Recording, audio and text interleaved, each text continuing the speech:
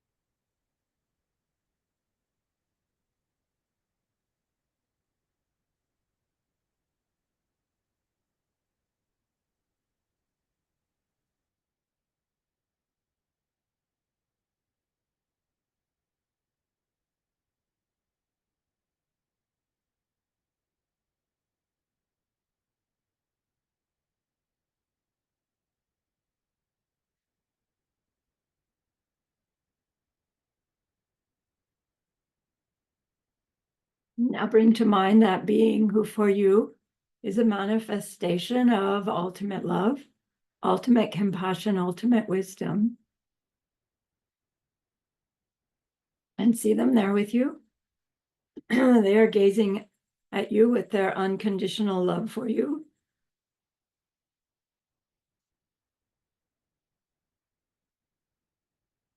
Smiling at you with their holy great compassion.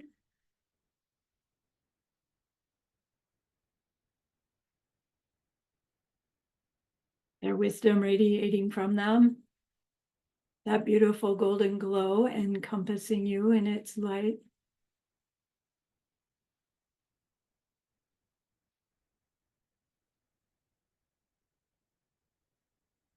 And then we hear them say, bring to mind someone you know who's hurting in some way.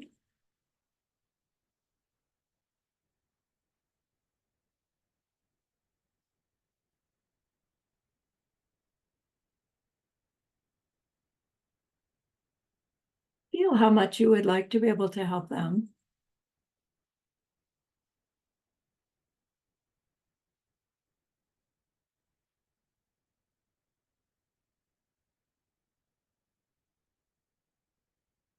Recognize why the worldly ways we try fall short.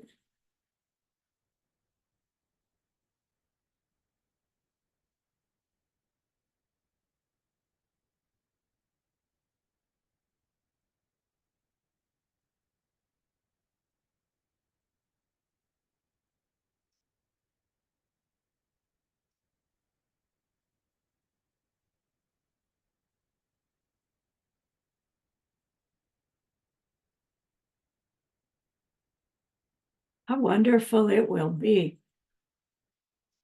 when we can also help them in some deep and ultimate way, a way through which they will go on to stop their distress forever.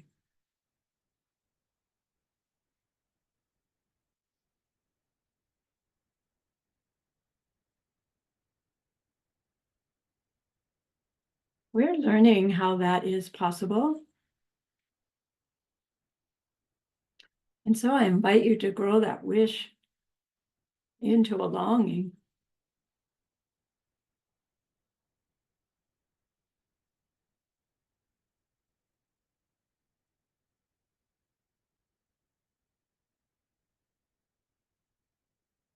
And that longing into an intention.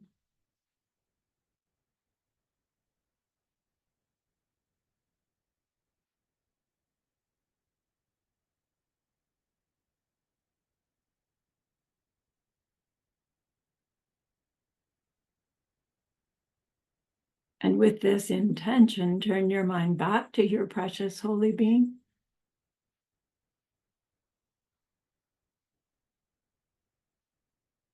we know that they know what we need to know, what we need to learn yet, what we need to do yet to become one who can help this other in this deep and ultimate way. And so we ask them, please teach us that.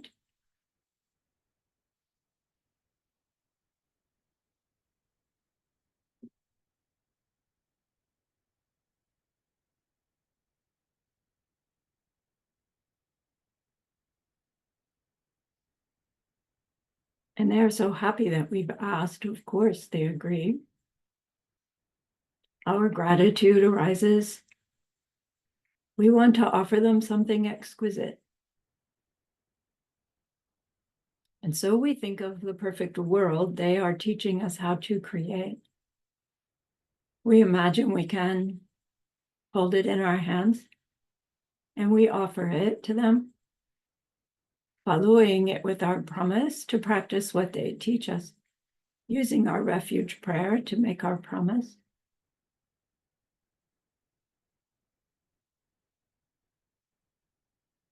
Here is the great earth, filled with fragrant incense and covered with the blanket of flowers. The great mountain, 4 lands, wearing the jewel of the sun and the moon. In my mind, I make them the paradise of a Buddha and offer it all to you. By this deed, may every living being experience the pure world. Idam Guru Ratna Mandala Kam Niryatayami. I go for refuge until I am enlightened to the Buddha, the Dharma, and the highest community. Through the merit that I do in sharing this, the merit that we do in sharing this investigation and the rest, may we reach Buddhahood for the sake of every living being. I go for refuge until I am enlightened to the Buddha, the Dharma, and the highest community. Through the merit that we do in this investigation and the rest, may we reach Buddhahood for the sake of every living being. I go for refuge until I am enlightened to the Buddha, the Dharma, and the highest community. Through the merit that we make in investigating Nagarjuna, we will reach Buddhahood for the sake of every single other.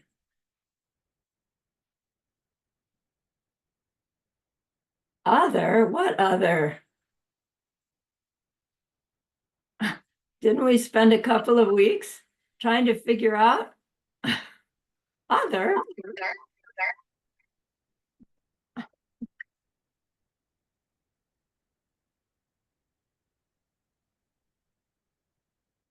Noisy out there.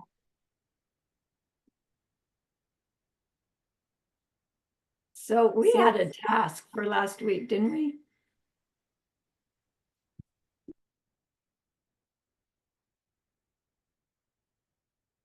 Yeah, we were supposed to investigate the relationship between me, other, and the interaction in between, and try to find out what difference it makes it if we blend it with more awareness of this, whatever connection there exists. How'd that go? Okay, Pauline. To be honest with you, I forgot. For me, it was really hard to grab the connection at all, because if I'm changing instant by instant and the other is changing instant by instant and everything that's happening is changing instant by instant, there is not like a line or something that is connecting. It's this bubbling thing, Right. which you Right. can't really get. Right. That's exactly the conclusion. But when we get to that conclusion and we go, what? How can that be? That's not the right reaction to that conclusion. Right? So we're misunderstanding the conclusion when we get there. I've been there. I know I do. I still do that. Like, how can it be? Instead of, wow, this is miraculous, right? The any consistency to this experience is miraculous, because in truth, right, it's just this bubbling up. It could just as easily be total random, no connection, chaos, as the non-chaos that we have, that we, right, complain about being so chaotic. Like, he wants us to get to that. How can this really work if there's nothing but this bubbling karma? You know, who's the me? What's the me? What's the other? What he wants us to find ourselves in that free fall, but without like tumbling, or rather being able to just let go and go, wow, cool.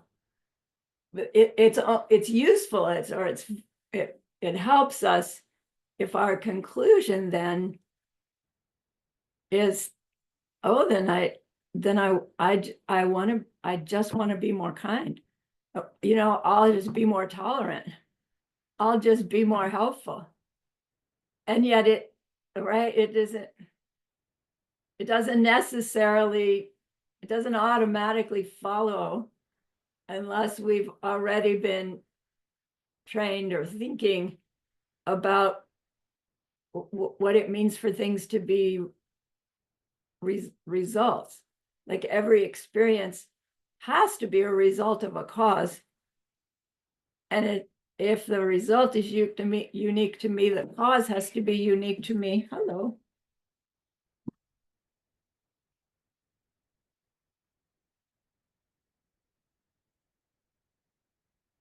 And so whatever this nebulous, non-self-existent cause was, I had to have made it. And causes have to be similar, they have to be before, all of that stuff. We can come to the conclusion, well, if this random bubbling up is pleasant, it's because I somehow made pleasantness for somebody in the past. And if there was this random bubbling up is unpleasant, well, somehow I did that to somebody before. And that means in this random bubbling up, the me factor wants to be kind, wants to be helpful. All right, but that doesn't automatically come out of us without building it up first, until we really, well, until those seeds ripen, right? And then when those are part of the randomly bubbling up seeds, it will just like, the love will just bubble out of us. And how cool will that be? You know, to be a being that the random bubbling up is colored in love, whatever that would be like. And that's where we're going with this. I mean, that's Arya Nagarjuna, do you remember? He grew up in an area of India that had been influenced by Jesus's teachings, they say. You know, that an area of India that was being taught, love your neighbor, you know, help people, from a tradition of karma means duty. This is your duty. Right? It doesn't mean you wouldn't love people and be kind, but you're kind of stuck in your position and stuck in the way you were supposed to behave, and, you know, stuck in that way. And even the Buddhists at the time, apparently, according to what Geshe Michael teaches us, and that's all I know, you know, the Buddhists had that same kind of rigid mindset of renunciate and Vinaya, and understand that all the categories of things and how they're all suffering. And so who wants it? You know, just, and there isn't much love in that feeling of, hey, I'm going to ditch my life and go live in the monastery because everything is just suffering. So Nagarjuna now is the time frame, his teachings it's helping people break out of that. And it's like, no, there's more to this than that. So again, the context of Nagarjuna is not just, come on, let's get emptiness correctly, emptiness and dependent origination correctly. It's like, let's get our responses to our bubbling up karma to be responses that create bubbling up karma that's nice for everybody. And so we need to impose it to remind ourselves why we're doing all of this digging. Anybody else work with that at all? Care to share? No worries if not. Lama, Elsie. In my course of searching for the answer, we have all along have this idea that whatever we see in front of us are mirrors of our past. So hence whatever that we feel now is also a mirror of what we have caused others to feel. So at the current moment, my environment gives me this feeling of constraint. My life is so controlled by certain situations where I only have this number of hours that I can leave the house, then I need to rush back, and then I need to prepare meals and things like that. So it was actually getting me into, I would say, a rut where I was really frustrated. You know, I can't be living in this kind of condition because it's so stressful. Then searching for the answers, for the connections to the homework, then it's got me thinking that I had been doing that. I had been imposing constraints on others, especially my children. I've been telling them from young, okay, you only have this number of hours to go out and play with your friends, and you need to come back by a certain time, have your bath, have dinner, and then it's schoolwork, revision, things like that. And I also find that I did that to my students as well when I was teaching, you know. So I suppose while searching for the answers, it gave me a chance to, hey, these are seeds I planted. So I better remember to do the 4 powers, to do the purification, you know, so that in future, whoever that I meet or the next moment, you know, I should learn to let go, accept the freedom of others, you know, make it borderless, but still at the back of my mind, nothing can be totally free. Still has to have some. Yeah, as I hear you describing that, I'm thinking to myself, well, what kind of parent or teacher would have no structure at all, no schedule, no restrictions, no nothing. You know, kids come and go as you want. We'll get our homework done, you know, someday, eventually, you know, like the opposite would be, nothing matters, right? Cliff. So it isn't so much, oh, I see, I restricted others. because it's not actually the restriction, it's your resentment of the restriction. Right? You have a schedule, you have tasks, you have people depending on you, and you're perceiving it as a restriction and you resent it. So it isn't so much the seeds of, I restricted my kids in this way. It's, I made this schedule and I held to it so rigidly that I created resentment in them in some way because I'm feeling resentment from the restriction, right? I'm seeing, you see? So it's just this little deeper component because I don't think Nagarjuna would say, right, regret all of the restrictions that you imposed on others because they weren't all bad. But restrictions that created resentment, that's what's ripening in you now.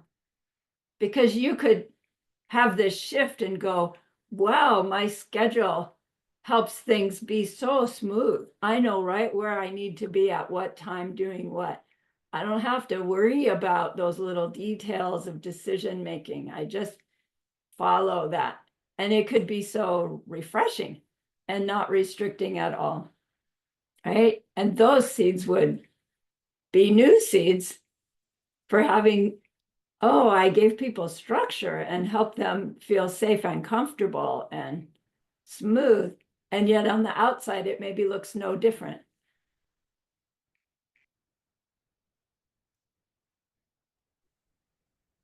Yeah. At least Yeah, nice now I have realization. clarity. Yeah, Thank you. Can I share? please. Oh, okay. Yeah, really, really thankful that I have the chance to learn. Otherwise, I don't know what will happen. And then the first thing when I get in touch of this, then the first thing I'll do is my temple. And this is the because I know it's very important. And then slowly, like I said last time, and then I tried it on my family member, and then the first one is my father. And then I can see that, when I have seed, I will get angry. But when I train on myself, on my father, and then eventually when it seems that, I get rid of them, the same situation, I won't get angry. This one is proven. Yeah, it's proven. Yeah, you've done it? Wow. Yeah. And then, but things still happen, I mean, because I have a lot of members, so one after another one. And then when situations come out, I still will, respond to the situation, my temper will. But well, actually it's quite I understand. And then I just need to train on myself to get rid of the seeds, the whatever anger seed it is. So anyway, but it's good, really. I mean, it's good to have wisdom to learn. And then so just keep on doing it. Yeah. Cool. Have your family members noticed a change in you?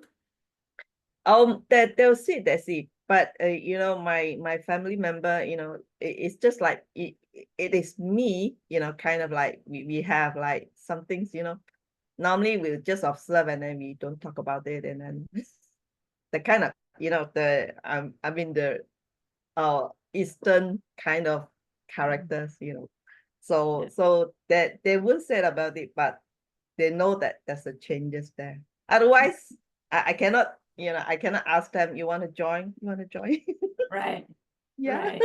That's where I was going is, you can set this example Uh-huh. and change your behavior and never really, sit another family member down and say, let me tell you what I'm doing. right? As much Okay. as we want to do that, right? I have the answer. It's going to work for you too. And it's like, No, no, no, no. I never do this on my family member. Only on and off, I will just and then from last time, my obvious anger now I go into my subtle one inside me.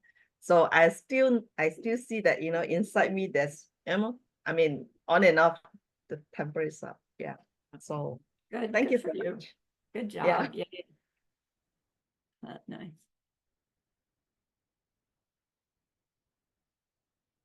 So let's think about where we are in Nagarjuna's root text wisdom before we actually dig into it.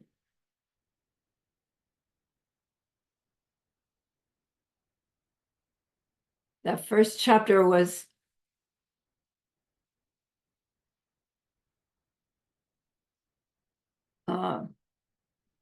looking at everything,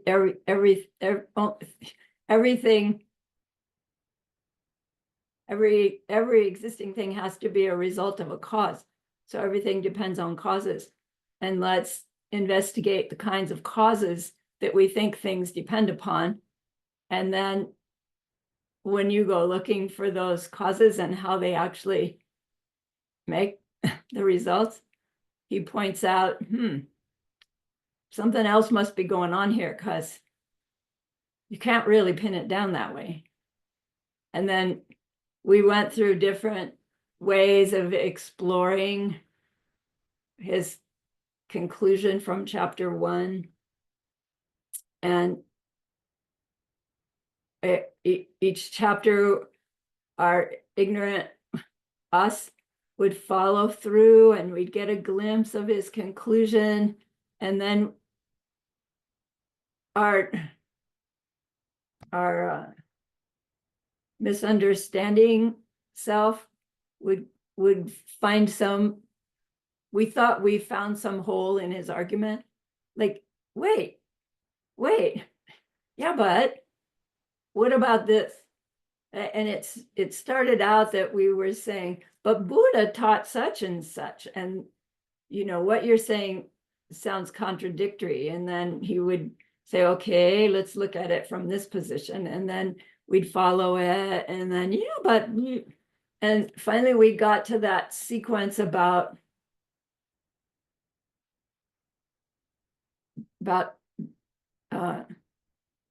desire and the things we desire and the pleasantness of the desiring. And we went through those things pretty deeply, each time getting this glimpse of, the me that desires the thing and the pleasure that I get from having the thing. That sequence can't work the way I think it does, because when I try to pin it down, I can't find where they touch or the time when they happen, and it's so confusing. And then we started to get a glimpse that Nagarjuna is trying to get us to see that he's also talking about our very me, right? The subject side in every 3 spheres is our me. And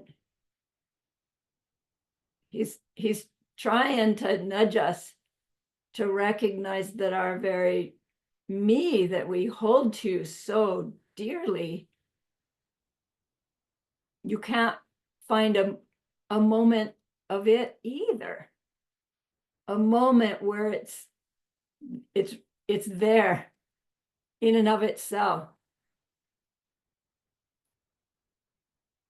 And we get a glimpse of that, and we fall off the cliff of, no, I do exist. Right? Because we're reaching the wrong conclusion. We're thinking, well, if I don't have a me in me somewhere, there must be no me at all. It's like we can't help it. I'm noticing in me that the automatic reaction to the conclusion, oh, no self-existent me. I automatically go, well, then no me at all.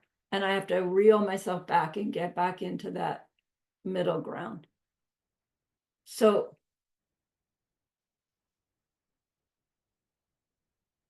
I'm not remembering chapter 12 so clearly, but chapter 13, because of the conclusion of chapter 12 and chapter 13, we said, again, there is so a me because I do things. And chapter 13 started out with, well, Buddha taught that anything that does things is deceptive. And we went through all of that. And then, thanks, Janet. And then at the end of chapter 13, it was, yeah, but if I'm deceptive, if my me is a deceptive thing, if it's an illusion, if every other is an illusion, if every experience is just an illusion, you know, how does anything happen? Right? Because again, I automatically take the word deceptive or illusion as meaning something I think is there that's not there. Is there anything wrong with that? No, it's true that what I think is there is not there, but it's not true that the understanding that what I think is here, this pen, is not here doesn't make it go away. But when I say, look, this pen is just an illusion pen. You know, Samadhi has this thing that looks like a pen, but then he pulls it out and it's a pointer, you know. It's like, see, it was an illusion of being a pen because really it's a pointer. But when we say illusion, my mind still hears, oh, you know, like a figment of my imagination, like a hallucination, like water in the desert.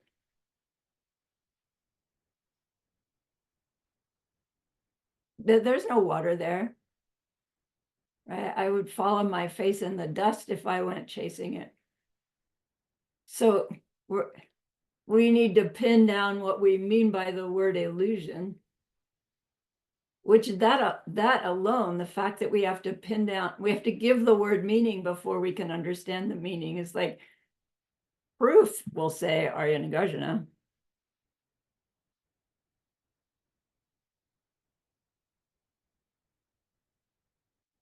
So from 13 to 14, it's like if me and the other and the interaction between is all just illusion, Nagarjuna, you know, how does anything happen? Because they do happen. I do experience stuff. So in chapter 14,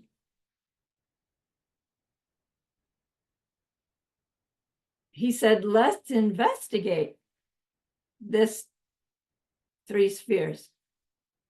Only he did it by, let's investigate what constitutes the relationship between me, subject, other, object, and the experience that seems to be happening between them. And there's those 3 things, right?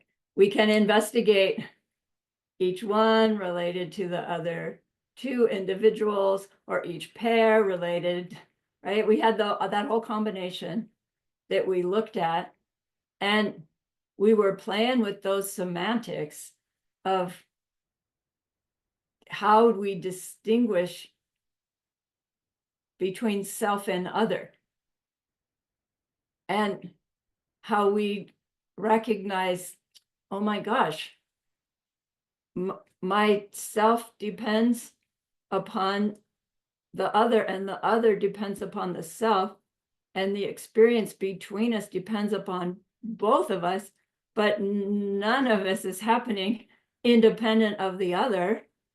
So there can't be an independent me other in order for the experience to happen. But there has to be a me and an other for the experience to happen. So how does it happen? Right? And he took us through like getting us to where we're going, I give up. But we can't just give up for long. And we go from chapter 13 to 14 to 15. So anybody think they get a glimpse into what our Kachik is going to say? All right, I understand. No me without other, no other without me, no interaction without both.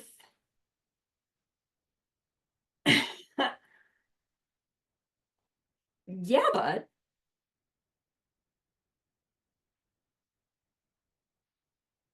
what's our question?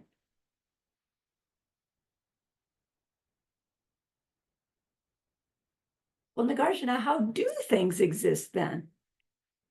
Because in this not none without other and other without none and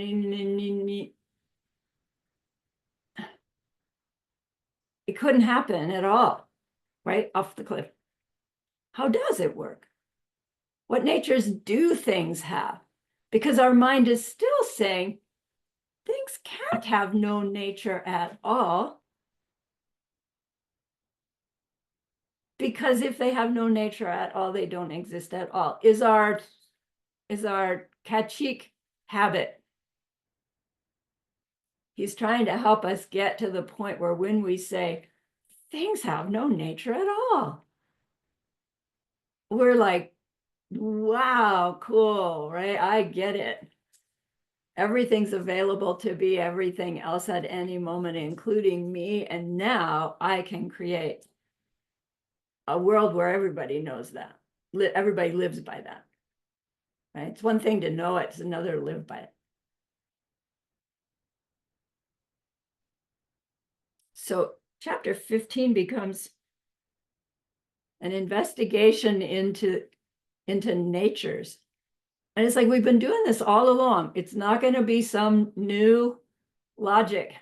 It's still going to be the same old, how do we try to prove that something has its own nature?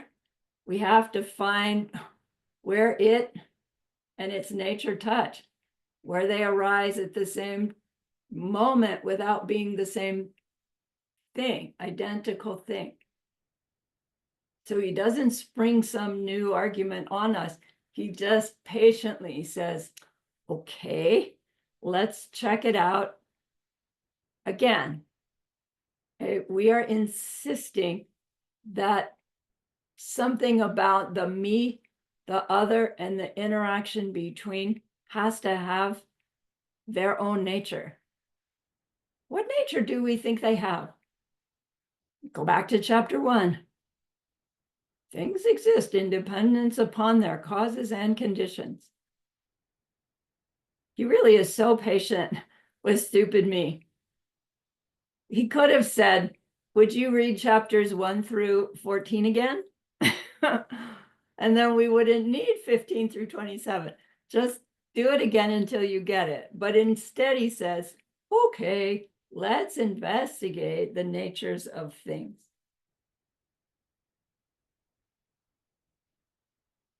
We go there because we've said if there's no self without an other, and there's no other without a self, and there's no interaction with both, then how can anything exist?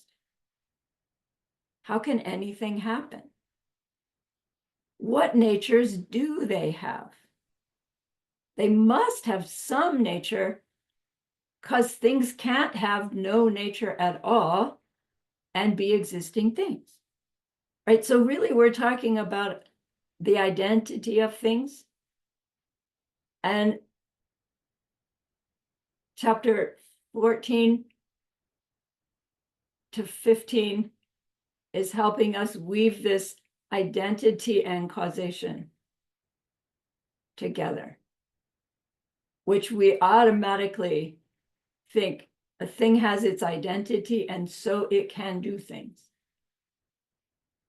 But where he's going to try and take us, I hope, is things' identities are revealed by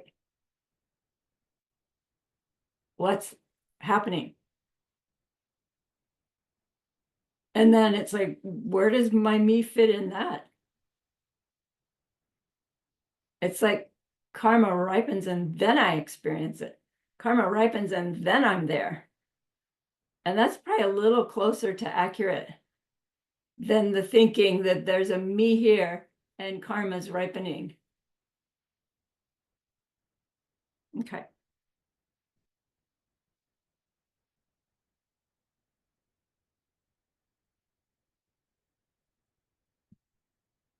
If the me, the other, and the experience can't have their identities, their natures in them, from them, and I experience myself, other experiencing, well, then it all must depend on the causes and conditions.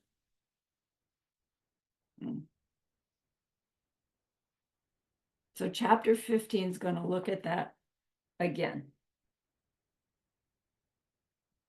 Let's read the verse. Let's read the chapter all the way through with just that introduction in mind.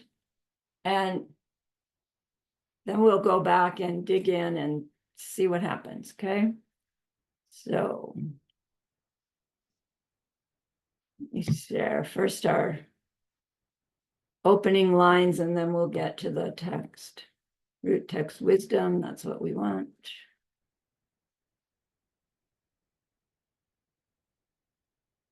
There it is. There we are. Let me move us over. Make it bigger.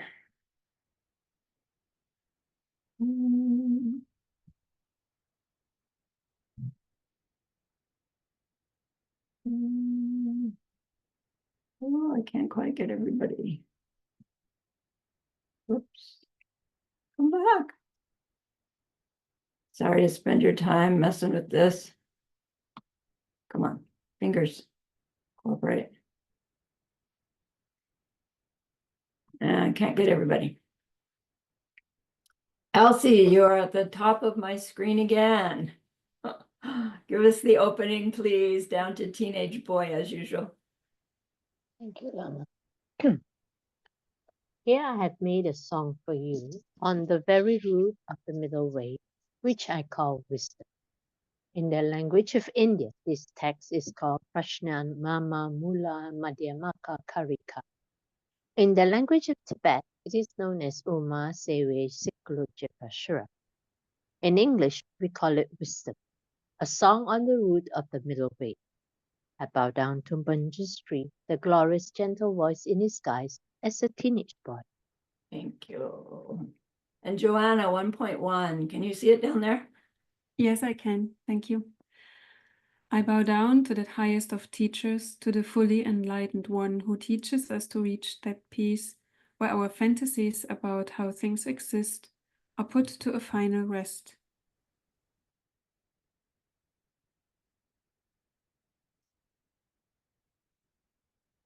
We're understanding that more deeply, aren't we? About what we mean by our fantasies.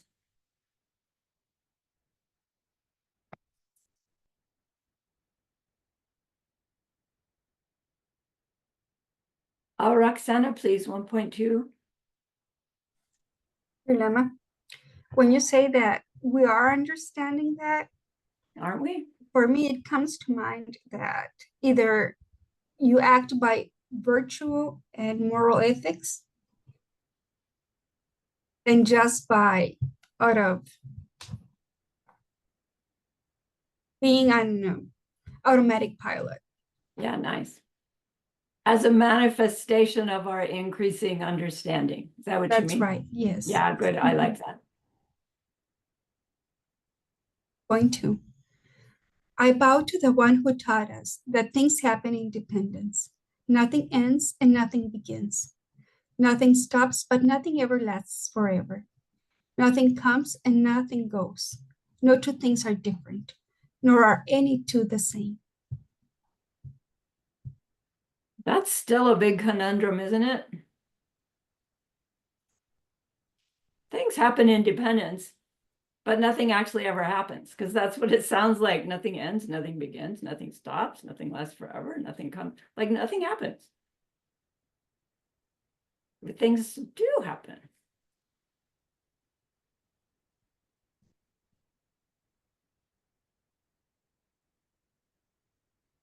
Oh, 1.3, Janet, please.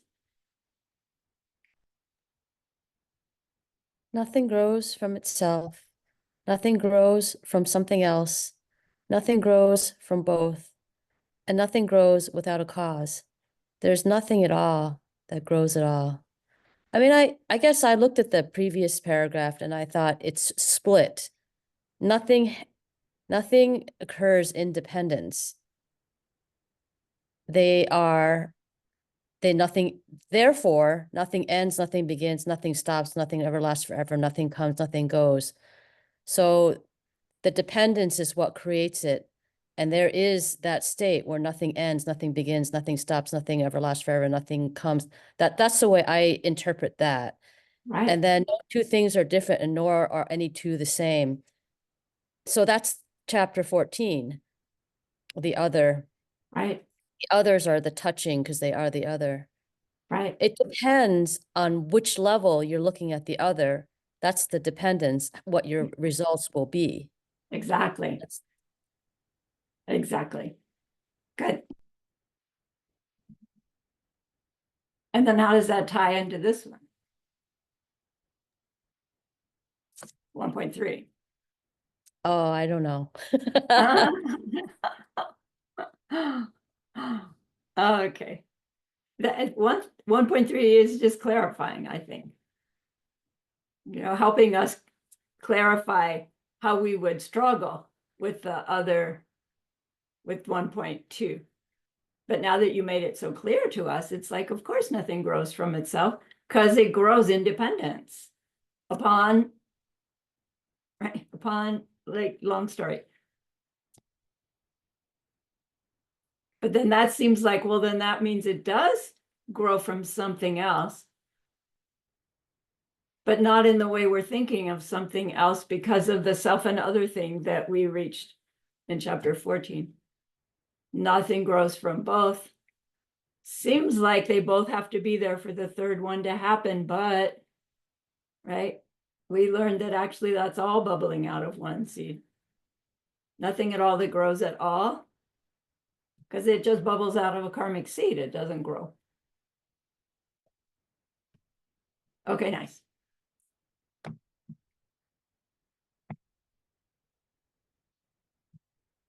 Let's get chapter 15.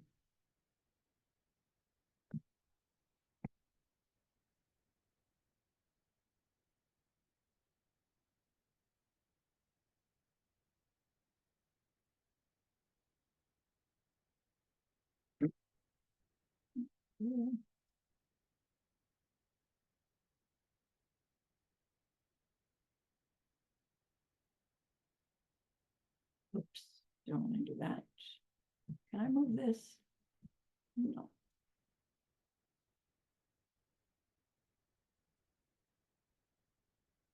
There, now I've got everybody. So again, this is Lama Christie's translation, which Geshe Michael knows it. He helped her with it. But it's not from Geshe Michael's Arya Nagarjuna investigators courses, because he didn't give us his translations. I'm still hoping to get that. But I just wanted to show you both the Tibetan and the Sanskrit, but the chapter title, because we don't actually get that till the end. So an analysis of the nature of things. Why is chapter 15 an analysis of the nature of things? Because we questioned him. If self-other interaction between, if none of those have any natures, how can that be? They must have some nature. We must have said, our Kachik says, and so see, Nagarjuna, the natures they have, the things that identify them must be in their causes and conditions. And our reasoning would be because fire is different than water. Milk is different than yogurt. So let's see where he goes.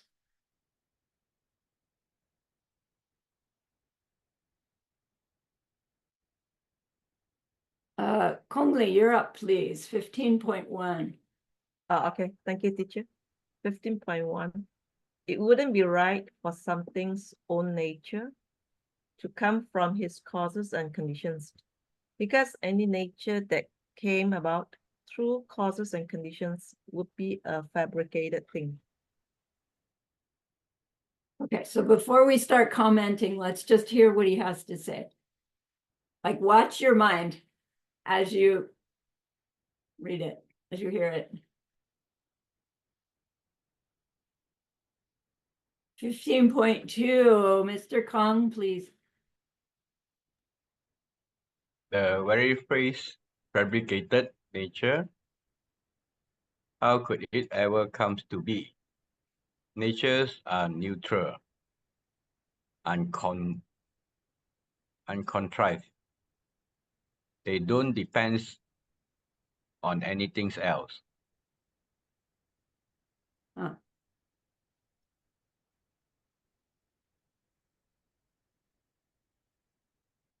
Elsie, please. Yes, Rama. 15.3. Say something didn't have a nature. How could there be something else? We only call it something else if in its nature it is something else.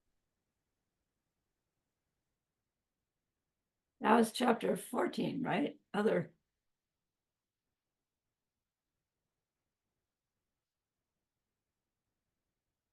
Joanna. 15.4. Apart from having a nature and apart from being something other than any other thing, how could there ever be a thing? It's when it has a nature, it's when it's unique in itself that you can have a thing. Yeah, so we're talking about its identity.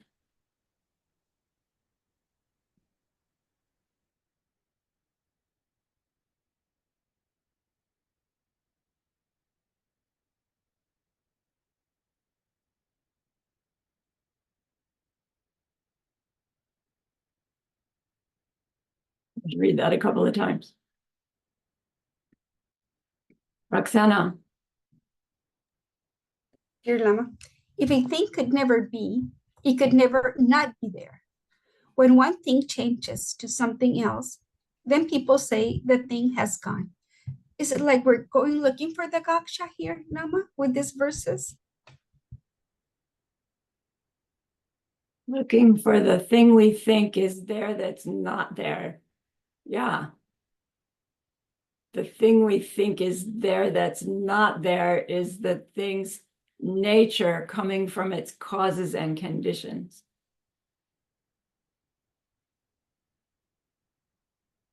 Yeah. Janet, 15.6. Those who believe in natures that make things different things, those who hold that there are things, and those who hold that there are not, are those who'll never see the truth as taught us by the Buddha.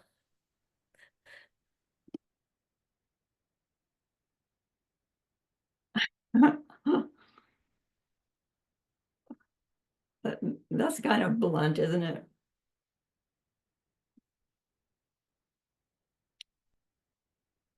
$15.7, Kongli.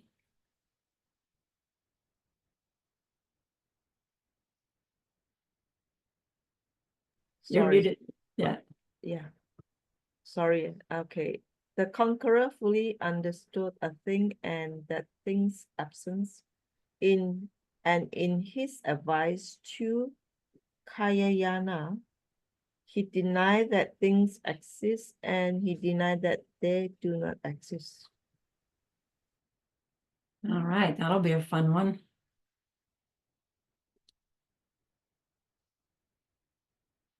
And Mr. Kong. If something existed by nature, it couldn't no longer be. And a nature that changed to something else make no sense at all.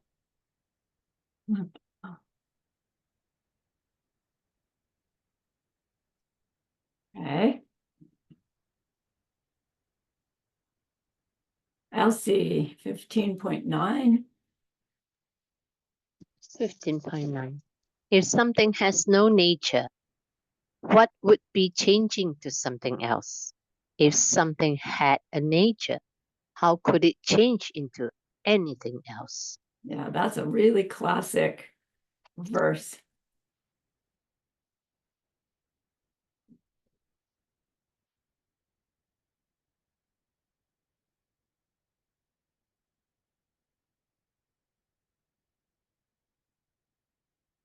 $15.10, Joanna. If you say it exists, you believe it is unchanging.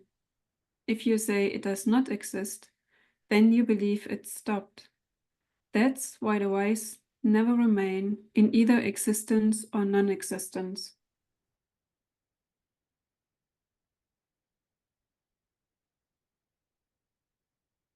You know, my mind, well, not gonna go there. Let's save it for later, Sonny. 15.11, the last one, Roxana. Thank you, dear Lama. A thing that existed by nature could never not exist, and so would be unchangeable. But to say what came before no longer exists now would be believing it had stopped. This concludes the 15th chapter entitled An Analysis of the Nature of Things.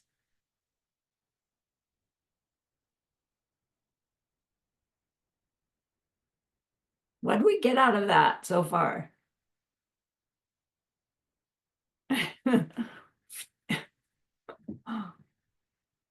It comes to mind ACI 13, to be honest. How? Well, it's talking about changing things, functioning things, how they have their no nature of their own. So it's like trying to tie everything together up in just a couple of verses. Yeah. And it also brings to mind what we go looking for all the time, the gakcha. We're always chasing the gakcha. Right. So The gotcha being a thing that can have a thing that can exist independent of any other factor. And we go through all the different any other factors we could think of. And eventually we get to the gakcha level that is a thing that could exist independent of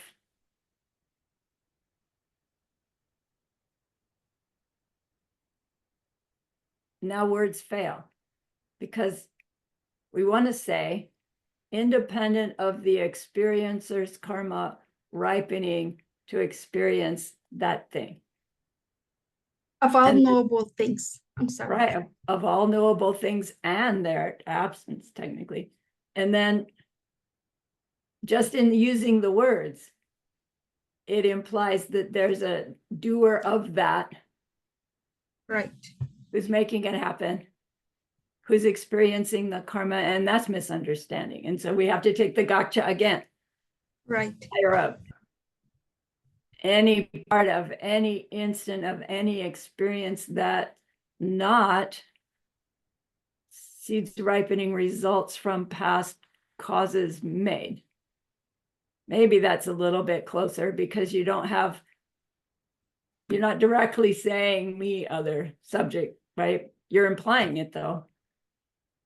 Right, so Nagarjuna is trying to help us find the level of gaksha we think we're understanding and push it further. A thing that exists Found. by nature with its own identity, right? Gaksha, something with its own identity.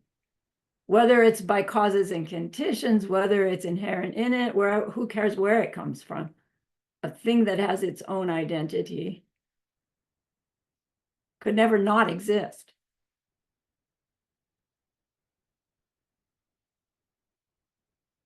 So it would be unchangeable. But then to say what came before no longer exists now would be believing it had stopped. So we say something exists by nature, but it wasn't there and now it is. And he says, come on, be consistent. To conclude chapter 15. So let's go back and see, how he got there. So I'm going to zip back to the beginning. Don't get dizzy. We'll take our break.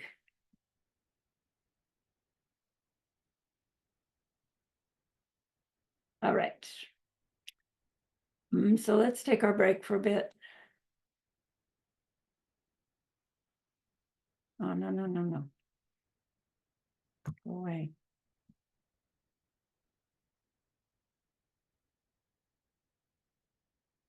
Share.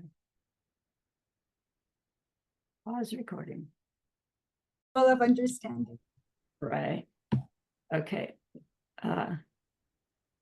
So we're recording again. So this chapter is about investigating the natures of things, which is like investigating their identity, right? What makes a thing's identity? And he's talking about things, but remember, we're also talking about this thing, right? Oneself thing, body, mind, five heaps, my awareness, whatever you call your me, it's identity. But we're going to talk about things and try to apply it. So I want to do a demonstration first. And in this demonstration, what I'm asking you to do is like tune in to your reaction to me for what I'm doing. And then we're going to investigate it, right? It has to do with our belief in the natures in something, right? So you can see, right? Match burning. Now watch. What's your personal reaction? Oh, wait.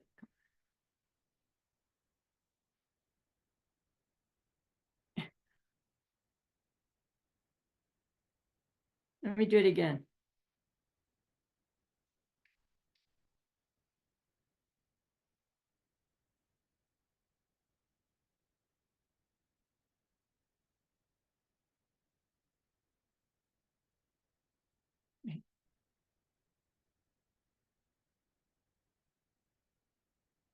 I can't make myself do it.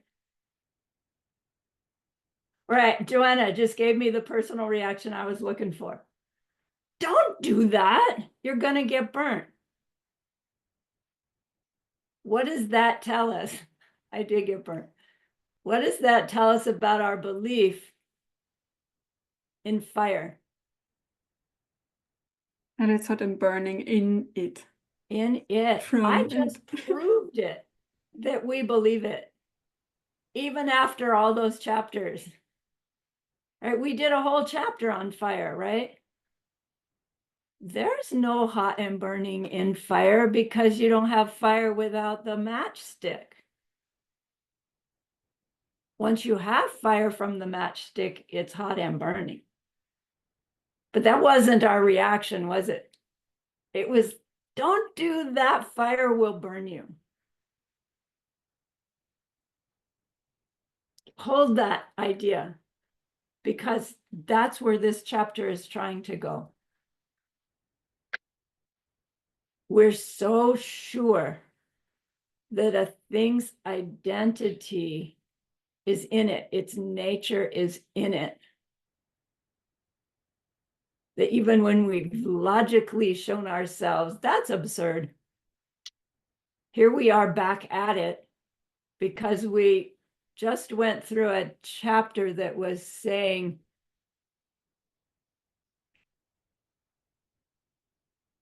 there's no self without other, no other without self, no interaction between without both. And if there's no both, there's no one or the other. How can you ever have both? So how can you ever have an interaction between? Instead of going, wow, yeah, cool, so I can create a pure world, we go, what?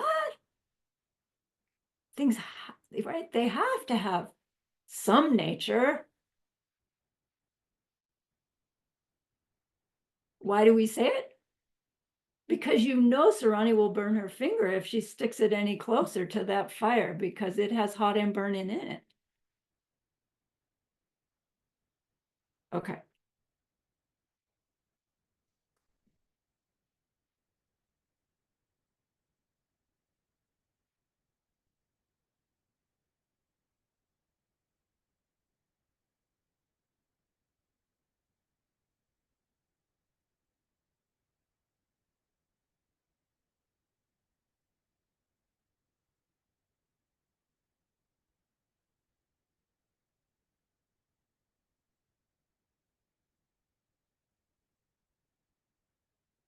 So we must have said, you know, in all due respect, Mr. Nagarjuna,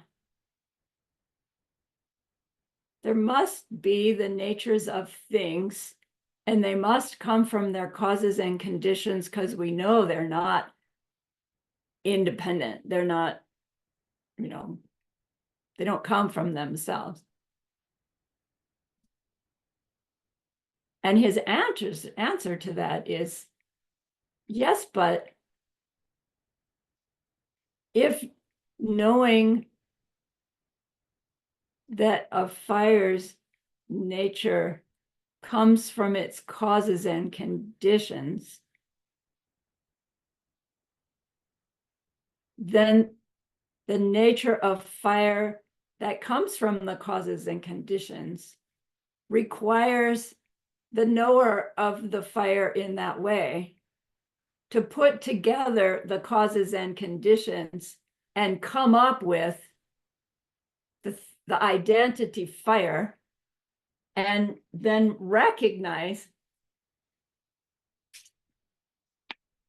this experience as matchstick burning fire hot in it. So fabricated from its causes and conditions, right? The matchstick had those chemicals on the end, and I struck the box and it starts to burn. All those causes and conditions came together, and now fire has hot and burning in it. That feels right, doesn't it? Yes, Roxana. No, I just want to say when we say it would be a fabricated thing, it's a produced thing, right, Derlama? Right, but not just produced from causes and conditions, is why they're using some different word than the usual. What would we say? Produced from something else. Fabricated is, he's trying to take us to the understanding that it's still the observer's mind that's fabricating something, Of a working thing. taking information, taking other things, putting them together to make up a whole new thing, right? When But you can we add- fabricate, But Okay. can we add the piece here of a working thing? Because a match is a working thing. Right, right, right. Anything that comes about from causes and conditions is a functioning thing, a produced thing, a producing thing, right? There are all those synonyms. Right. So yes. Thank you. So 15.1, it would not be right for something's own nature to come from its causes and conditions, because any nature that came about through causes and conditions would be a fabricated thing, a thing made by other things. Whether you say it was from the match being struck, or whether you say it was from our mind seeing the match struck that made something else, has to fabricate the identity, the nature of fire and put it onto fire. That's what a nature from its causes and conditions would be. The nature would be made by something else. Doesn't that seem contradictory? Because what do we mean when we say a thing has a nature? It implies it's in it, from it. So how can it be in it, from it, and be fabricated by the coming together of other things at the same time? Those are contradictory. You know, come on, Kachik. You can't have it both ways.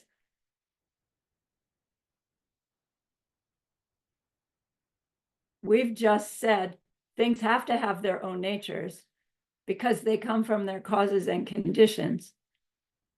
Because there is me and there is other and there is interactions between. And you just showed me they all depend upon each other. But they have to have some nature of their own so they can depend upon each other. So the nature that they must have is that each one comes from its own causes and conditions so they can come together and be me holding matchstick. That's our Kachik. It's logical. We want to go, yeah, right. And Nagarjuna says, let's go through it again. You with me? It wouldn't be right for something's own nature to come from causes and conditions, because to come from causes and conditions means other things have come together to make the nature, and that means it's not the fire's nature. Something else is putting that nature onto fire. Oh. What can put the nature onto fire? Ultimately, only the experiencer of fire, right? Okay, let's not go there yet.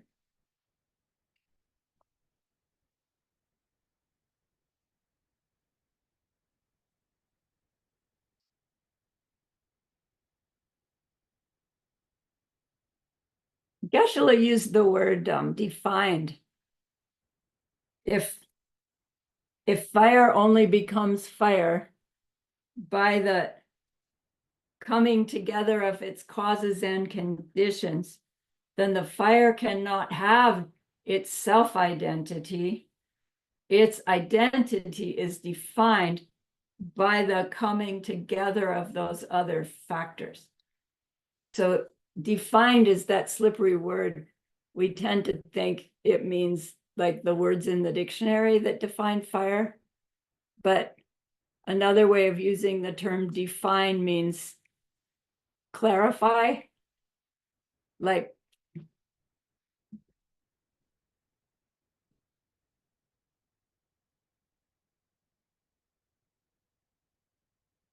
watch.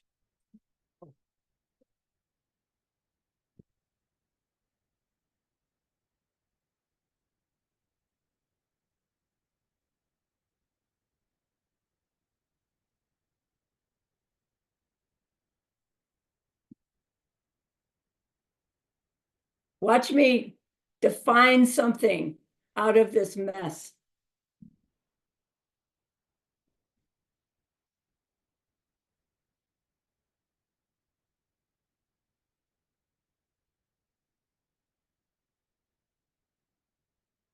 Can you see it? It's supposed to look like a heart. So we clarified that within this mess, there's a heart, or maybe it's a peach, or I don't know. We defined it. We didn't say what we mean by heart is blah, blah, blah. We just gave it definition. Out of the mess, it got definition. It got defined. And in that defining, the instant I, pointed out that that was supposed to be a heart, your mind had a whole story about the meaning of heart, right? It just dominoes fell. We're not aware of them so much, but by my defining heart. So try to think of that word, in any of the Buddhist teachings, when you come across, how is this defined? We want to ask, do you mean the words from the scripture? Or do you mean, how do we recognize it? How do we tell it apart from something else? How do we define something? Do you see the difference in the word? I still see a puzzled face. So instead of fabricated, Geshe Michael was using the word defined. Any nature that came about through causes and conditions would be a defined thing, meaning defined by something else, not by itself. Okay.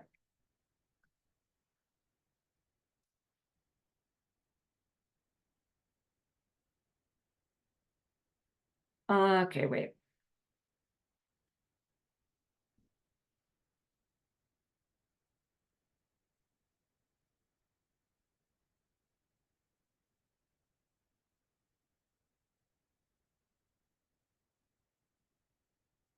Joanna, would you read 15.2, please? Yes. The very phrase, fabricated nature, how could it ever come to be? Natures are natural, uncontrived. They don't depend on anything else.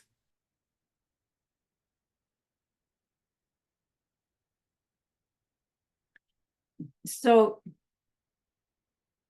what's being pointed out here is that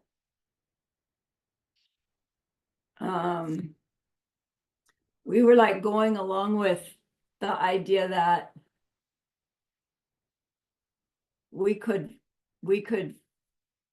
fabricate the nature of fire by knowing its causes and conditions. And so when those causes and conditions come together, the fire can be fire that's hot and burning. And that felt pretty comfortable. We're agreeing that fire isn't in it from it, that it depends upon its causes and conditions to function in the way that it does, to be what it is. But now we're saying, and so those causes and conditions give the fire its nature of being hot and burning. And Nagarjuna is pointing out that isn't what we mean by something's nature something that is unique to it and therefore uncontrived, natural to it, not the same nature of something else. So to say we're looking for something's nature implies that we're looking for something in the fire that doesn't depend on anything else, that's unique to it. Because if the fire's identity depends on causes and conditions, couldn't those causes and conditions also create something different than fire? And we go, no, because those causes and conditions is what makes fire. Like our misunderstanding is so strong that we use the misunderstanding to struggle against the wisdom, because the wisdom doesn't make sense. The wisdom says there's no nature to fire because it depends on its causes and conditions. The main cause and condition it depends on is the ripening result of the past experience of the being who's experiencing it.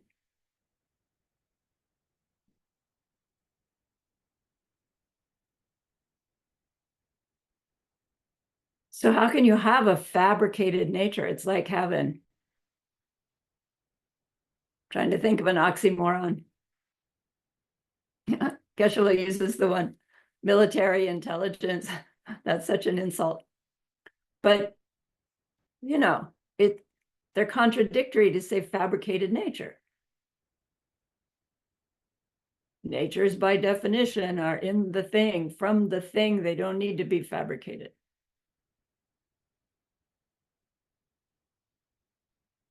Yes, Kong Li. Teacher, am I right to say that there's no nature to anything? Well, it depends on what you mean by that. Because if, let's say, this one, okay, how should I put it? Because from, okay, for example, the fire's nature, and then if, let's say, fire has a nature, this means that, you know, the nature will be there forever. Okay, now fire has no nature, which means that, you know, it depends on the cause and conditions to arrive to these situations. Okay, and then if, let's say, cause and conditions, in a way that it never touch the cause and conditions. So is it trying to prove that first, no nature to fire, and then second thing, we will go and investigate the cause and conditions, and then there's no cause and conditions, then come to the third part, you know, there's something else. Right, something else Yeah. going on. Right, Oh, right. oh. And so Yeah. but you started out saying, am I right to say there are no natures at all?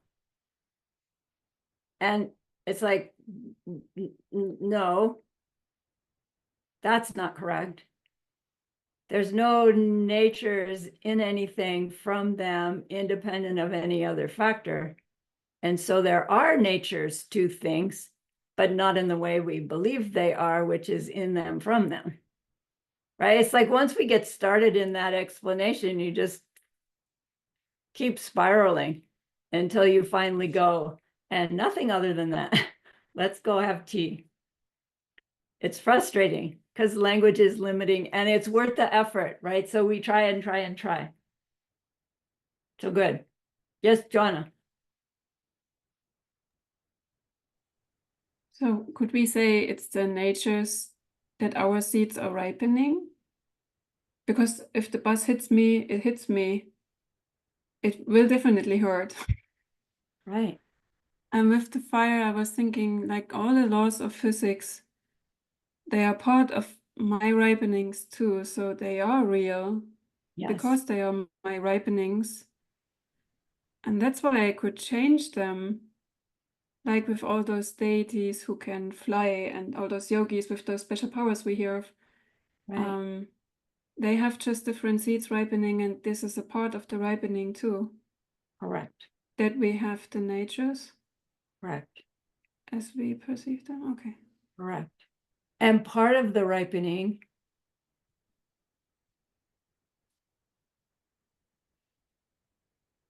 before we know better is to believe is the ripening of the fire has its nature in it. Mm. Fire is real. Once upon a time, there was no fire.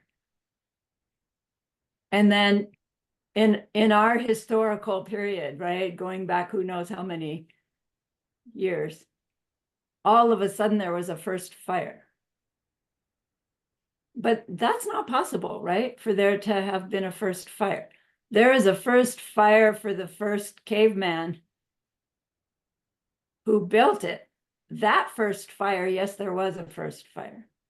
But before that, there was a forest fire set on fire by a lightning strike.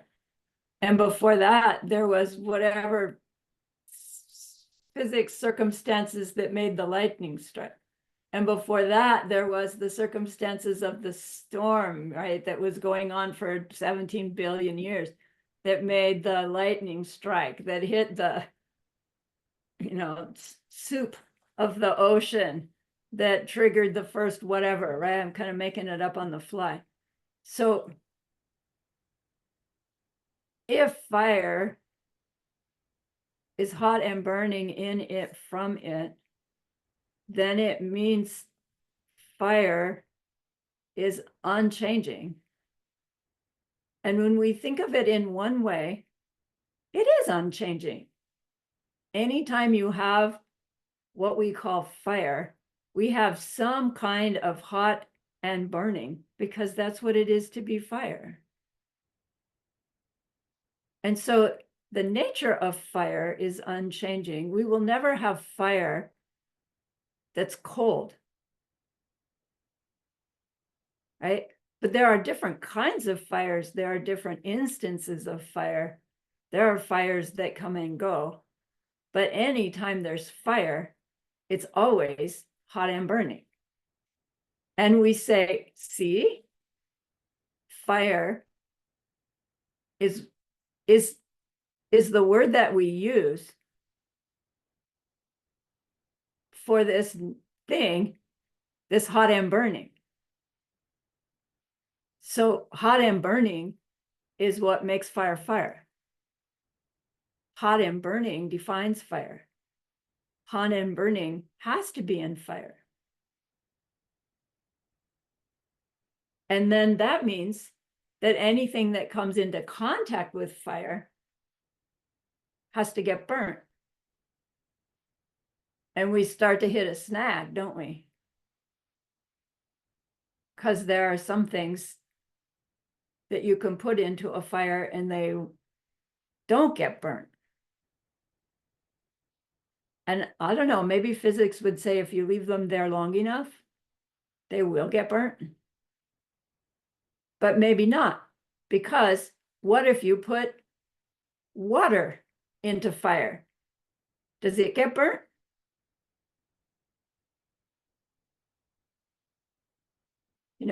If there's enough water, the fire goes out. If there's not enough water, the fire turns to steam. Does it get burnt? No, but the hot and burning in the fire affected the water in a certain way. So that doesn't completely negate the fire's identity in it, but it does change what we mean by hot and burning. Because if its effect on water isn't to burn it, but rather to heat it up, transform it into steam, that's a different concept than hot and burning. It's hot and steam producing. Yeah, but hot, right? Hot's the key factor. But no, because there are other things that are hot that aren't burning, like chili peppers. Hot and burning, but they don't make paper turn to ash.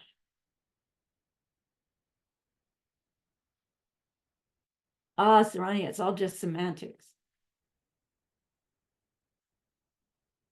True and not true. So It's Geshe had this interesting, okay, Roxana, yes. Thank you, Lama. For example, our body has the element fire, right? Right. Mhm. And we're not like hot and burning. We're Yeah. like, Right, and as we're transitioning, fire is taking another process. right, So everything's potential in every moment. exactly. So I would Exactly. change the word fabricated to potential nature. Could I do that so I can play with the analogy? Change the word nature into potentiality. And see where you go with that. Okay. Identity into potentiality. And then check to see if by changing that word, we think, oh, now I've got it right. It has its potentiality in it as its true nature. Technically, that's incorrect. Because the instant I say it has, I'm wrongly misunderstanding. You're wrongly misunderstanding because that where it kicks in the staying seed, right? Right, the thing that has emptiness in it. Whoops. Yeah, I'm still holding that it has something in it from it. Self-belief and Yeah. self-existent. Right. Okay, thank you, Janama. So Geshe gave us this example from this story when he and Rinpoche would be driving from Howell to Washington, D.C., and they'd stop in the Howard Johnson's for tea, and Rinpoche would insist on having cream in his tea, but what was on the table was the little stuff in the little cup, that was the creamer. And Rinpoche would say, get me real cream. I don't want that fake stuff. And Geshe-la's using the example here because the creamer, right? In English, we call it creamer because it's not made from milk. It's made from chemicals. And it's made to taste the same and have the same consistency in your tea as real cream, but I don't know, it's supposed to have the advantages of not having the I don't know what, high cholesterol, etc. So it's probably a whole lot less expensive and doesn't spoil. So there's an advantage economically to somebody to get people to accept the creamer as being functioning the same way as cream. So Geshe-la's point is that when they go into the Howard Johnsons, Geshe-la was saying to the waitress, bring us real cream. Bring us real cream. And he said, if there was no such thing as creamer, the fake stuff, you would never say, bring me real cream. You'd just say, may we have cream, please? Because there's no alternative. There's no other that would need to be distinguished from. When there is fake stuff, that makes cream now become the real stuff. Before there was the fake stuff, the real cream didn't need to be real, right? It was just cream. Nobody had to say real cream. It was just cream. Once there's fake stuff, you have to distinguish between them to get what you want. The fake stuff versus the real stuff. Without the real stuff, the fake stuff wouldn't be called creamer, right? It might be, here's some chemicals made liquid and looking white that you might like in your coffee, try it. But it wouldn't be called artificial creamer, right? I mean, maybe it would still be that, but we wouldn't equate it to the stuff that came from the cow or the goat, right? So to have creamer and real cream takes both. If you never had the real cream, which wasn't real cream, it was just plain cream, you wouldn't have ever come up with the artificial stuff.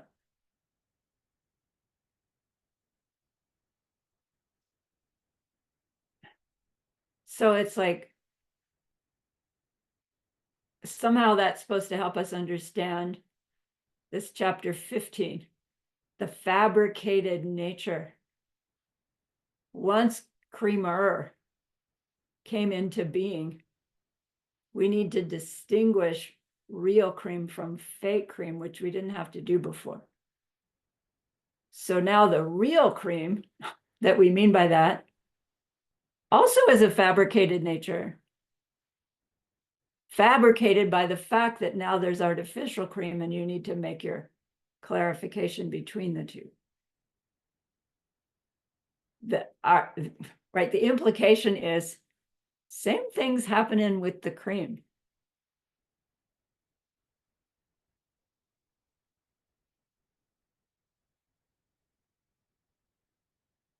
Is its nature in it uncontrived, unfabricated? That's what it is to be a nature. Cream.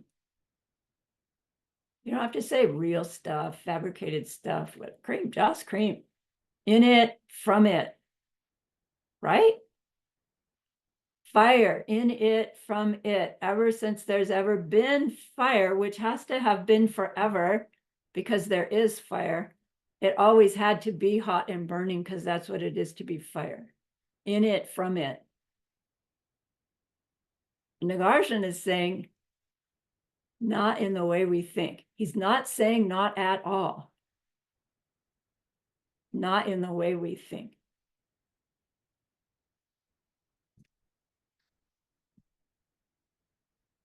Let's go back and see if we can get the train of thought. I'm not getting it. I'm using my notes from Geshe Michael's teaching.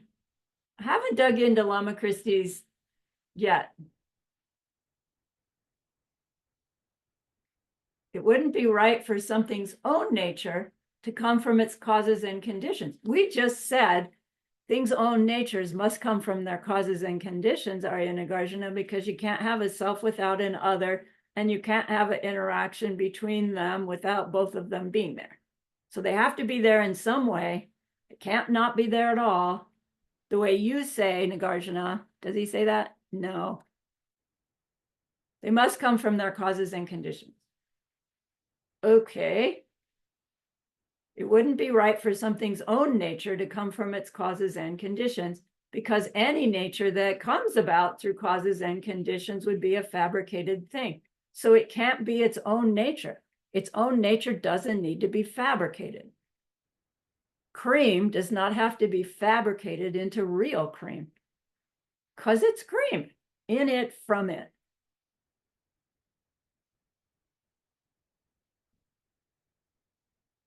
The very phrase fabricated nature, how could it ever come to be? It's like an oxymoron. Natures are natural, uncontrived. Fabricated means they're contrived. They don't depend on anything else. A nature to be a nature can't depend on anything else. That's what it means to be a nature. We need to agree with that in order to investigate it. And you showed me that you believe when I stuck my finger into the flame, and you went, don't do that. That showed us all that we believe that the nature of fire is in it. natural, uncontrived. It would be hot and burning, even if we didn't know fire, if we didn't know the words hot and burning, we would still get burnt if we stuck our finger in that fire. We believe it's so. But Lama, Yes. if natures are natural and uncontrived, and they do not depend on anything else, how then can the angry boss be coming from us, and we experience him as the angry boss, but others do not? Exactly. Right, so- Exactly. Then there's something else going on. Something else going on, right? How can fire that's hot and burning in it from it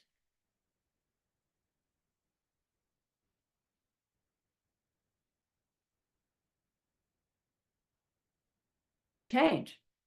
How can a given fire whose nature in it from it is hot and burning, how can one fire look blue and another fire look yellow? If its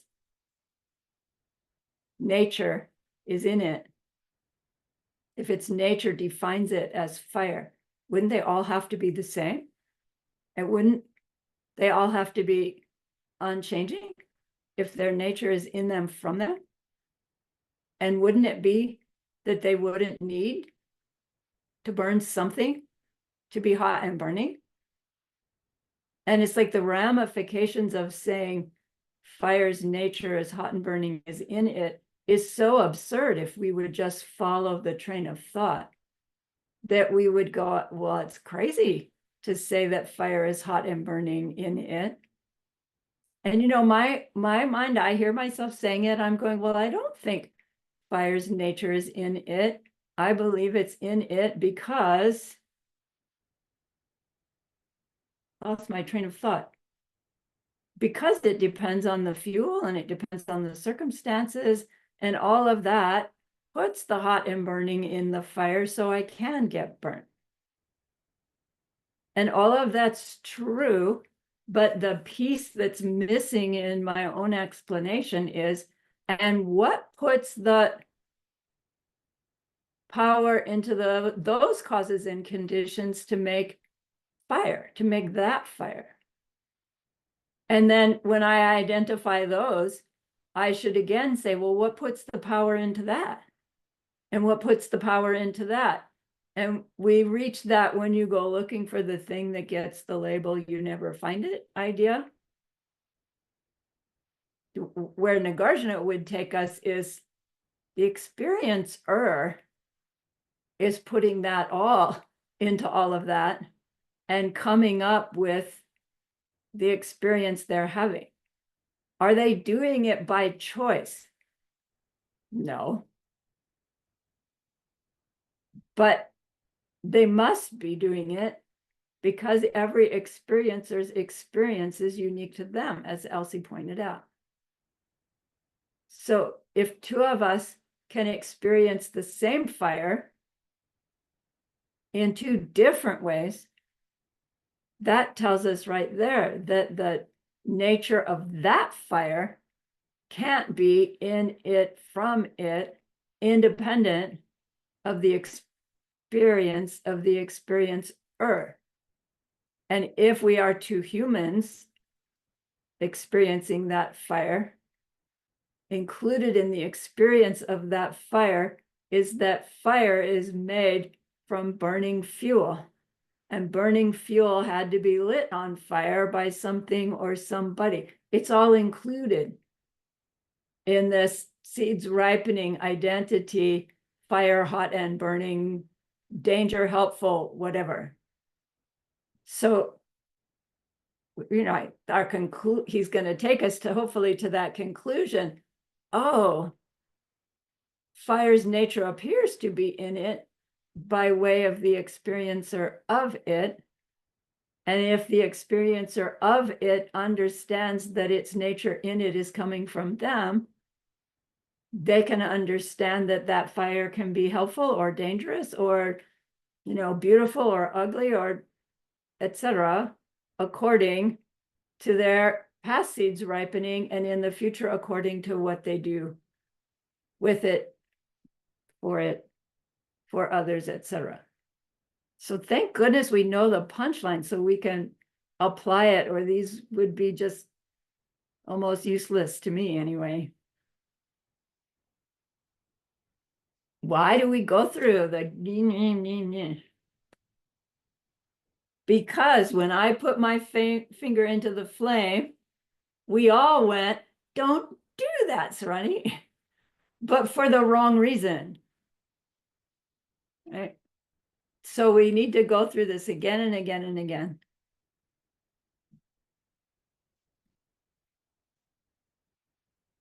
We have a few minutes yet. Let's do one more. Kong Li, 15.3, please. 15.3, say something didn't have a nature. How could there then be something else? We only call it something else if in his nature it is something else. This is like chapter 14, right? What makes me me? My relationship to other. What makes other other? My relationship of other to me. This is saying similarly, if a thing had no nature, then if there's no such thing as cream, then there's no such thing as fake cream. Even if there is white stuff in a little plastic container that they put on the table, it would not be fake cream because there's no such thing as cream. Fake cream only becomes fake cream because it's trying to be real cream. Real cream only becomes real cream because now there's fake cream, and so you have to designate real versus fake. Right? We only call something something else if it has something else to be something else from. We only call it fake cream because there's real cream. We only call it real cream because there's fake cream. Otherwise, we just call it cream. Lama, can we call it deceptive cream? Yes, deceptive cream. But we can call both creams deceptive cream, can't we? So now what's the difference? That there's an ultimate cream. Right. And which one would it be? Depending to who's looking and who's experiencing it. Exactly. That really is the punchline. Depending on who's looking. So Which that means I am creating new natures. Sorry, Joanna? That means we are creating new natures. Moment by Right. moment. Yeah. Moment by moment. So in the example with the real cream, because I always try to, how can I use that for daily life? To maybe experience fire that's not burning me. And in the case of the cream, it would mean that once I had such good seeds that there was only the real stuff, the good quality stuff, and then my behavior decreased, like the experience that I ripen is less quality cream, so that I now have a fake nature ripened. Huh? If the something like nature that. is bad, If it's less, yeah, tasteful or whatever. So it's right. Because for some people, they like the fake stuff better than the real stuff. In which so case, for them, the seeds were better. Right. Yeah, okay. Yeah, okay.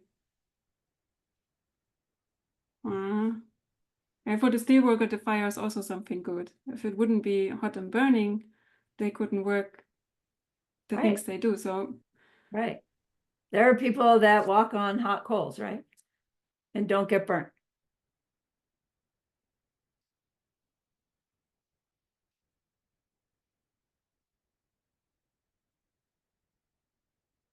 Suppose something did not have a nature.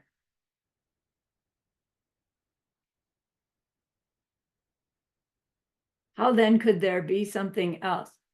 How could you distinguish fire from water if fire has no nature at all? Right? You can't. We only call fire something different than water because in its nature, fire is hot and burning and water is wet and flowing. And those are different. So it's a little hard with these verses to know, is this Nagarjuna pointing something out to Kachik, or is it Kachik following the argument and saying, wait a minute, you know, right? The ramification of what you're saying, Arya Nagarjuna, that things have no natures of their own, means they don't have any nature at all, right? That's our misconclusion of what Nagarjuna is saying. So sometimes you can go back with these verses and think of it as the very educated Mr. Kachik pointing out ramifications of what they're misunderstanding from Nagarjuna, which makes it sound like Nagarjuna is wrong.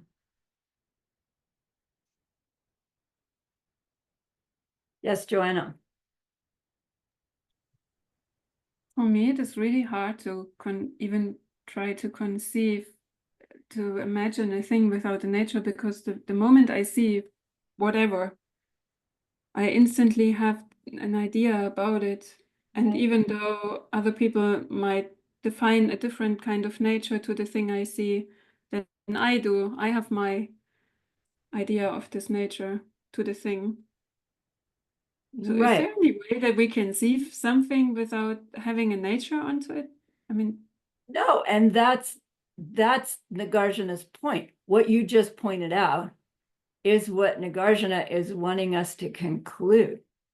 That when he says there's no nature, he doesn't mean no nature at all.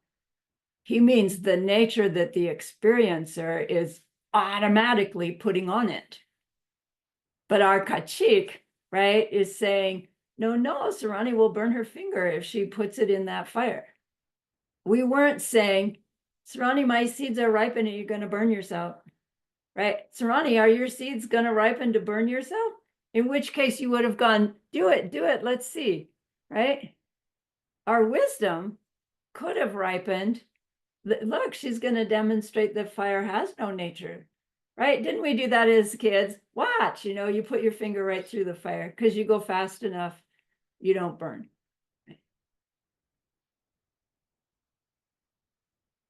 Not no nature at all.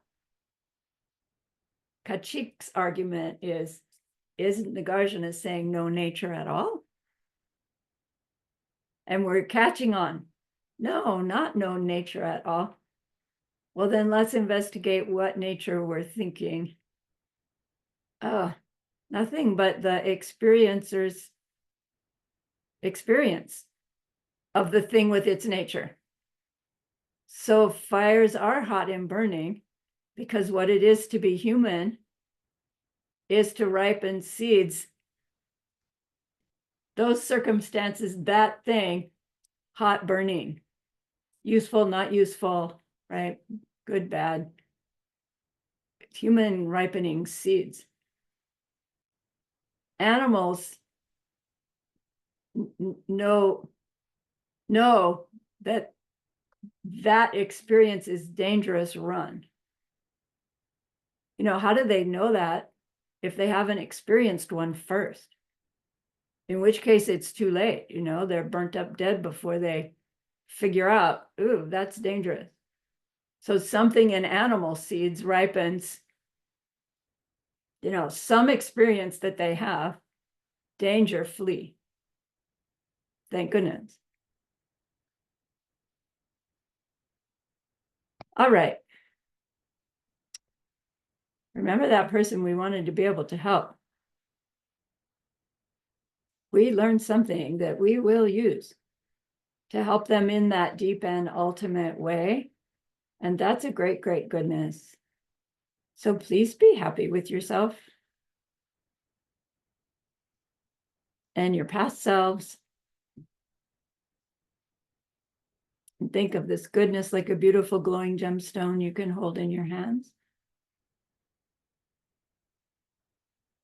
Recall your own precious holy guide. See how happy they are with you.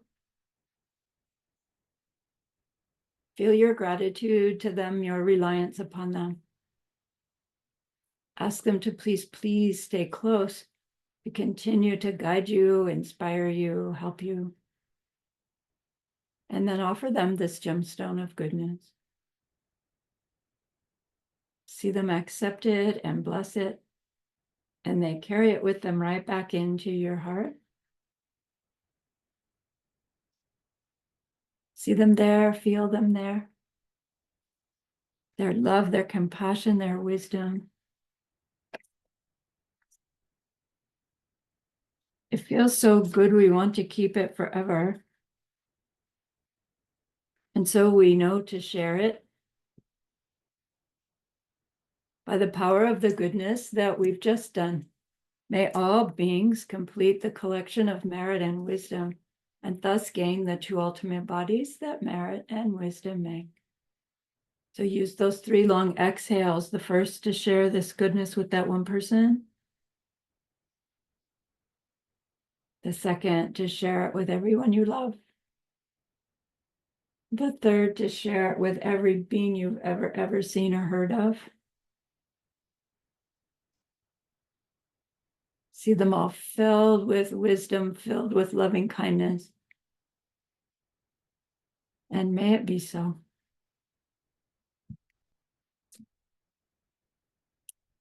All right. Thank you so much.